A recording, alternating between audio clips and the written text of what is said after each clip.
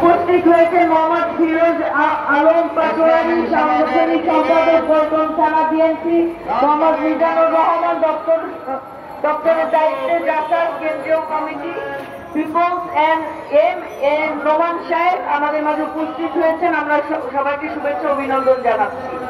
এ পর্যায়ে বক্তব্য নিয়ে আসতেন, সংক্ষিপ্ত বক্তব্য নিয়ে আসতেন ভারপ্রাপ্ত সভাপতি কবি নজরুল সরকারি কলেজের ছাত্রদের সম্মানিত ভারপ্রাপ্ত সভাপতি ইরফান আহমেদ সাহিব।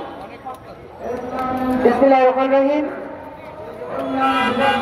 জাহাঙ্গীরনগর বিশ্ববিদ্যালয়ের ছাত্রলীগ সন্ত্রাসী কর্তৃক একজন গৃহবধূকে দর্শনের প্রতিবাদে আজকে নারী ও শিশু ফোরাম কর্তৃক আয়োজিত মানববন্ধনের সম্মানিত সভাপতি, বাংলাদেশ জাতীয়তাবাদী দল বিএনপি স্থায়ী কমিটির অন্যতম সদস্য জনাব সেলিমা রহমান উপস্থিত আছেন।